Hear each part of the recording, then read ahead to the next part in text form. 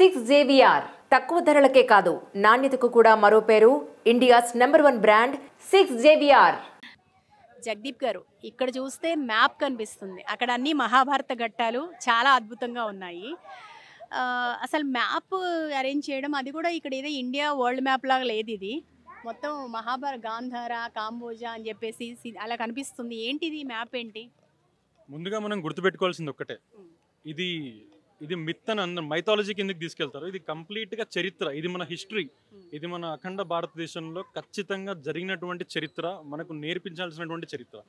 So ఆ టైంలో మహాభారత్ టైంలో ఏ రాజ్యాలు ఎక్కడెక్కడ ఉన్నాయి, అప్పుడు మన అఖండ భారతదేశం ఎలా ఉంది అనేది డీటెయిల్గా పిల్లలకు అర్థమయ్యే విధంగా ఈరోజు పిల్లలకు అర్థమయ్యే విధంగా మేము ఏర్పాటు చేయడం జరిగిందనమాట. గాంధారం నుంచి శత్రువులు అంటే ఆ శకుని అక్కడి నుంచి ఎలా వచ్చాడు, అంగరాజ్యాన్ని పరిపాలించిన కర్ణుడు రాజ్యం ఎక్కడుంది, అసలు కురు రాజ్యం ఇప్పటికీ ఢిల్లీ అక్కడే ఉంది క్యాపిటల్గా, అప్పుడు కూడా అధిష్టానం అక్కడే ఉంది. ఇప్పుడు కూడా మనం ఒక సన్నివేశాన్ని మనం చూసుకుంటే గాంధారం అక్కడే ఉంది, పాకిస్తాన్ అక్కడే ఉంది, మనకు శత్రువులు అక్కడి నుంచే వచ్చారు. సో ఈ విధంగా మనకు పిల్లలకు అందరికీ నేర్పించే విధంగా ఈ మ్యాప్ని ఏర్పాటు చేయడం జరిగిందనమాట. ఏమంటున్నారు అసలు పిల్లలు వచ్చి ఈ మ్యాప్ అంతా చూసిన జనరల్గా వాళ్ళకి ఇండియా మ్యాప్ వరల్డ్ మ్యాప్ చదువుకోవడం అలవాటు. ఈ మ్యాప్ చూసి ఈ పేర్లు చూసి ఏమని తెలుసు అంటున్నారు? అసలు యాక్చువల్గా పేర్లు చదువుతున్నారు వాళ్ళు, ఆంధ్రప్రదేశ్ ఎక్కడ ఉంది, తెలంగాణ ఎక్కడ ఉంది, కోల్కతా ఎక్కడ ఉందని కొంచెం ఫన్నీగా వెతుక్కుంటున్నారు అనమాట. కాకపోతే కొంతమంది తెలిసిన వాళ్ళు వాళ్ళ పేరెంట్స్ వచ్చి ఎక్స్ప్లెయిన్ చేస్తున్నారు అనమాట. ఈ రాజ్యం ఇక్కడ ఉంది, ఇందాక మనం చూసిన విగ్రహం కర్ణుడు ఉన్నాడు కదా, అతని రాజ్యం ఇక్కడ ఉంది అని చెప్పేసి వాళ్ళు డీటెయిల్గా ఎక్స్ప్లెయిన్ చేయడం పిల్లలకి నేర్చుకొని వాళ్ళకి కూడా కొంచెం కొత్తగా అనిపిస్తుంది అనమాట. సో ఈ కాన్సెప్ట్ ఇదంతా వీళ్ళు అర్థం చేసుకుంటున్నారా? అసలు మ్యాప్ చెప్పినప్పుడు అర్థం అవుతుందా? అర్థం చేసుకుంటున్నారండి, తప్పకుండా అర్థం చేసుకుంటున్నారు. అండ్ ఇంకొకటి ఏంటంటే వాళ్ళకు కూడా సడన్గా అంటే ఇంతవరకు ఖచ్చితంగా వాళ్ళ ఇంట్లో చెప్పుండరు, ఇవన్నీ చూసిన తర్వాత వాళ్ళకు ఆలోచన రేజ్ అవుతుంది కదా, అసలు ఏంటి మనం ఈరోజు చూసింది ఏంటి అన్నది ఖచ్చితంగా వాళ్ళు ఇంటికి వెళ్ళిన తర్వాత ఆలోచిస్తారు. ఒక 2-3 సంవత్సరాలకు ఎప్పుడో అతను ఏదో ఒక సన్నివేశంలో మహాభారతం చూసినప్పుడు ఇవన్నీ ఫ్లాష్ అవుట్ అవుతాయి. అప్పుడు ఖచ్చితంగా మహాభారతాన్ని చదవడమో వినడమో చూడడమో సీరియల్ రూపంలో ఏదో ఒక విధంగా చూసి అక్కడి నుంచైనా నేర్చుకుంటాడు. ఏదో ఒక రోజు తన జీవితంలో అవసరం వచ్చే ఘటాలను మాత్రమే మేము ఇక్కడ ప్లేస్ చేయడం జరిగింది, అక్కడి నుంచి మేము మెసేజ్ చేయడం జరిగింది. జనరల్గా మ్యాప్ అంటే ఒక ఇంట్రెస్ట్ పిల్లలందరికీ కూడా. అలాంటిది ఈ మ్యాప్ అంటే వాళ్ళ మైండ్లో రిజిస్టర్ అయిపోయి ఉంటుంది మీరు అన్నట్టుగా. అంటే ఒక్కసారి మనం రిజిస్టర్ చేస్తే ఆ ఆలోచన నుంచి వాళ్ళు కొత్త కొత్త విషయాలు నేర్చుకునే అవకాశం ఉంది అంటారు. సో ఇక్కడికి వచ్చిన పబ్లిక్ రెస్పాన్స్ ఎట్లా ఉంది అంటే ఈ మ్యాప్ కాన్సెప్ట్ మీద? పబ్లిక్ రెస్పాన్స్ వచ్చేసి మ్యాప్ గురించి అనే కాదు, సంపూర్ణ ఈ కాన్సెప్ట్ గురించి చూసుకుంటే ముందుగా మమ్మల్ని పెద్దవాళ్ళు అంటే కొంచెం తరుణ దాటి ఏజ్ ఉన్న వాళ్ళు ఎవరైతే ఉన్నారో వాళ్ళు చాలా చాలా హ్యాపీగా ఫీల్ అయినారో, మమ్మల్ని పిలిచి మరీ ప్రశంసించడం జరిగింది. వాళ్ళు చాలా పొగుడుతున్నారు, అసలు పిల్లలు ఇంత బాగా ఎట్లా చేయగలిగినారు, మీకు ఈ ఆలోచన ఎలా వచ్చింది, ఈ ఘటనలు మీరు ఎట్లా ఆలోచించి పెట్టారు అని చెప్పారనమాట. సో ఈ కొంచెం మిడిల్ ఏజ్లో 30+ ఉన్న వాళ్ళు దీన్ని అర్థం చేసుకోగలుగుతున్నారు. కానీ ఈ జనరేషన్స్కి కొంచెం ఈ కాన్సెప్ట్ దూరంగా ఉంది. వాళ్ళు డైరెక్ట్ లోపలికి వెళ్ళిపోతున్నారు, అన్న గణేష్ ఎన్ని ఫీట్లు ఉంది అని అడుగుతున్నారు. ఇట్లాంటి క్వశ్చన్లు అడిగేసి వెళ్ళిపోవడం మాత్రమే జరుగుతుంది అనమాట. ఇప్పుడున్న పిల్లలకి చాలామందికి తక్కువగా ఈ విషయం తెలుసు, కానీ వాళ్ళకు కూడా మేము సమయం తీసుకుని కొంతమందికి వినే ఓపిక ఉంటే వాళ్ళకి దీక్షణంగా ప్రతి ఒక్క ఘటన ఎక్స్ప్లెయిన్ చేసి వాళ్ళని మేము తిరిగి పంపిస్తున్నాము. ఊరికే అయితే ఏ పిల్లల్ని వదిలిపెట్టట్లేదు. జగదీప్ గారు ఇక్కడ చూస్తే ఛత్రపతి శివాజీ అలాగే బాల గంగాధర్ తిలక్. ఒకసారి చరిత్రలోకి వెళితే మనకి గణపతి నవరాత్రి ఉత్సవాలు ప్రారంభమైంది బాలగంగాధర్ తిలక్ నుంచి అని మనం జనరల్గా చెప్పుకుంటూ ఉంటాము. ఆనాటి బ్రిటిష్ పాలకులకి వ్యతిరేకంగా కాస్త సమావేశం చేసుకోవాలి అంటే ఎక్కడ లేని పరిస్థితి ఉంది కాబట్టి సో స్టార్ట్ అయింది. అలాగే శివాజీ కూడా నవరాత్రి ఉత్సవాలు జరుపుకున్నట్టుగా ఒకసారి మీరు చెప్పండి. సో యాక్చువల్గా బాలగంగాధర్ తిలక్ గారి గురించి మనం స్టార్ట్ చేసాం అనుకుంటాము. యాక్చువల్గా బాలగంగాధర్ తిలక్ గారు ఎక్కడి నుంచి దాన్ని అనుసరించి తీసుకున్నారనేది మనం చూస్తే, అప్పట్లో మరాఠా కింగ్డమ్లో ఛత్రపతి శివాజీ రూలింగ్లో లేరు అప్పటికి. సో ఈ మొఘల్స్ ఎంపైర్లో చాలా ప్రెజర్ ఫీల్ అవుతున్న ఈ ప్రజలకి ఒక సమావేశం ఏర్పాటు చేసుకుని ప్లాన్స్ వేసుకోవడానికి జరగట్లేదు అనమాట. ఎట్లాంటి సన్నివేశం దొరకట్లేదు. సో ఆ టైంలో ఛత్రపతి శివాజీ గారు ఇట్లాంటి ఒక సన్నివేశాన్ని క్రియేట్ చేసి ఇది నవరాత్రులు జరుపుకోవాలి అని చెప్పేసి తీసుకొచ్చి అదొక పబ్లిక్ ఫెస్టివల్ లాగా దాన్ని క్రియేట్ చేసి అక్కడ వాళ్ళు ప్లాన్స్ అన్నీ వేసుకున్నారనమాట. సో అదే సన్నివేశాన్ని తిలక్ గారు కూడా దాన్ని అనుసరించి బ్రిటిష్ టైంలో మళ్ళీ మనం ఏదైతే ఆ సేమ్ ప్రెజర్ తీసుకున్నామో అట్లాంటి ప్రెజర్ తీసుకున్నామో ఈ ఫ్రీడమ్ మూమెంట్ని క్రియేట్ చేయడానికి అప్పుడు వేసుకున్నటువంటి ప్లాన్లన్నీ క్లియర్గా ప్రాపర్గా అందరి దగ్గరికి రీచ్ అవ్వాలని చెప్పేసి మళ్ళీ అలాంటి ఫెస్టివల్ని తిరిగి తీసుకురావాల్సి వచ్చింది. అప్పటి నుంచి ఇప్పటి వరకు అది మళ్ళీ ఆగకుండా సాగుతూనే ఉంది, ఇకపైన కూడా సాగుతూనే ఉంటుంది. ఇక్కడ మనం చూస్తున్నాము ఒక స్క్రీన్ ప్రొజెక్టర్ ఏఐ టెక్నాలజీతో స్క్రీన్ ప్రొజెక్టర్ ఏర్పాటు చేశారు. ఏఐ టెక్నాలజీతో ఒక మొత్తం ఇక్కడ ఈ మహాభారత ఘట్టాలను మొత్తం ఆవిష్కరించే ప్రయత్నం చేశారు. సో ఒక్కసారి మాట్లాడదాం జగదీప్ గారితో. సో ఇక్కడ మేము ఏర్పాటు చేసినటువంటి ఘటనలు కానీ సన్నివేశాలు కానీ ఏవైతే ఉన్నాయో ఎవరికైతే అర్థం కావట్లేదు, ఎవరికైతే మళ్ళీ దాన్ని తిరిగి చూడాలనుకుంటున్నారో, ఆ సన్నివేశాన్ని అక్కడ ఏం జరిగిందో ఆ సన్నివేశాన్ని తెలుసుకోవాలనుకుంటున్నారో వారి కోసం ఒక చిన్న షెడ్ లాగా ఏర్పాటు చేసి అక్కడ ప్రొజెక్టర్ ఏర్పాటు చేశాము.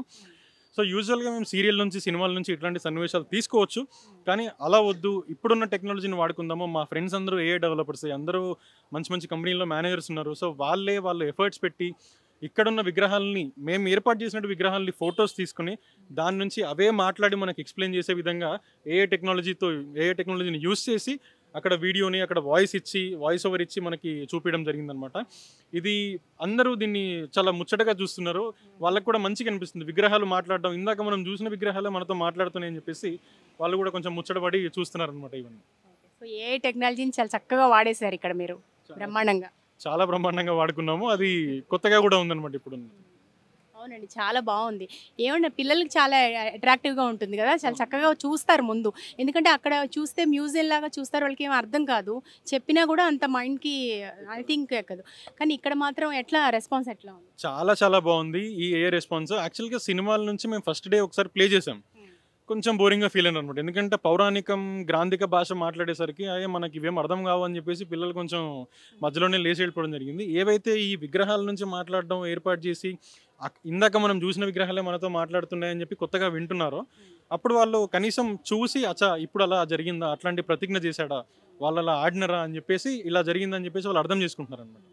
జనరల్గా అన్ని ఘట్టాల్లో పిల్లలకి బాగా ఏది అట్రాక్టివ్గా బాగా అనిపించింది? ఇప్పుడు మీరు చెప్పిన భీష్మ ప్రతిజ్ఞ కావచ్చు, జూదం కావచ్చు, భగవద్గీత ఆవిర్భావం కావచ్చు, ఉత్తర పరీక్షిత్ సందర్భం కావచ్చు, పిల్లల్లో ఎక్కువ ఇష్టపడింది ఏది? వాస్తవికంగా మాట్లాడుకుంటే పిల్లలకి ఏం అర్థం కాకపోయినా జూదం మాత్రం బాగా అర్థమైపోయింది. ఎందుకంటే చెడు అంత తొందరగా మనల్ని ఆవిష్కరించుకుంటుంది కాబట్టి. ఎందుకంటే ఈరోజు మనం చూస్తే కూడా మన ఫోన్లలో అన్ని బెట్టింగ్ యాప్స్, మీకు కూడా తెలుసు అన్ని బెట్టింగ్ యాప్స్ ఏ విధంగా అయితే ప్రభావితం చేస్తున్నాయో, సో దానికి కూడా ఇదొక మంచి సమాధానం అనమాట. మీరు దానికి వ్యసనులయ్యి దానికి ఎడిక్ట్ అయిపోతే ఎట్లాంటి బాధలు మీరు తర్వాత మీరు అనుభవించాల్సి వస్తుందని చెప్పేసి అదొక ఎగ్జాంపుల్. సో ఆ సన్నివేశంలో మాత్రం పిల్లల్ని ఆపి అక్కడ జరిగిన సన్నివేశాన్ని మళ్ళీ ఒకసారి క్లియర్గా ఎక్స్ప్లెయిన్ చేసి, ఎప్పుడే కానీ ఫ్రెండ్షిప్లో కూడా ఎక్కడ కూడా బెట్టింగ్ అనేది కొంచెం పక్కకు పెట్టండి అని చెప్పేసి క్లియర్గా వాళ్ళకి అర్థమయ్యే విధంగా చెప్తున్నాం. అప్పుడు ఏమన్నారు? వినడం అయితే మన ముందు ఖచ్చితంగా వింటారు, ఇంకా తర్వాత వారి నిర్ణయాలే వాళ్ళ జీవితాలని ముందు బాట వేయడం జరుగుతుంది కదా. చెప్పడం మాత్రం మన బాధ్యత, తర్వాత వారి కర్మ, అంతే. మీ మొత్తం మీద మీ ప్రయత్నాన్ని అభినందించాలి. అండ్ ఏదైతే ఘట్టాలు ఉన్నాయో వీటి వెనుక ఉన్న కాన్సెప్ట్ని చక్కగా అర్థం చేపించే ఒక ప్రయత్నం చేస్తున్నారు చూసారా, అది నిజంగా అప్రిషియేటబుల్ అండి. బాల్య స్నేహితులు మేమంతా, లిటరలీ నర్సరీ నుంచి, చాలా చిన్నప్పటి నుంచి మేమంతా స్కూల్ ఫ్రెండ్స్. మేమందరం కలిసి ఇలాంటి ఆలోచనలన్నీ కూర్చొని డిస్కస్ చేసి ఇట్లాంటి విద్యా మందిరం లాగా ఉండాలి మన వినాయక మండపం, అన్నిటికీ ఏదైనా మెసేజ్ ఉండాలి సమాజానికి అని చెప్పేసి ఆలోచించి చేస్తామన్నమాట. నేను బయట ఏర్పాటు చేసే మండపాలకి వాళ్ళందరికీ ఏవైతే బ్యాచ్లు ఉంటాయో, ఎవరైతే స్నేహితులు ఉంటారో ఒకటే చెప్తాను, భక్తి తోడైతే, జ్ఞానం తోడైతే ఈ ఉత్సవమే కాదు ఏ ఉత్సవం అయినా సరే శాశ్వతం అవుతుందని చెప్పి తెలియజేయాలనుకుంటున్నాను. నిహాల్ గారు, అసలు ఏ ఐడియా వచ్చింది మీకేనట్ట కదా, ఏంటి ఎట్లా ఈ ఐడియా జనరేట్ అయింది? అంటే నాకేం కాదండి, మా ఇద్దరు ఫ్రెండ్స్ కూడా కలిసి చేసాము మేము.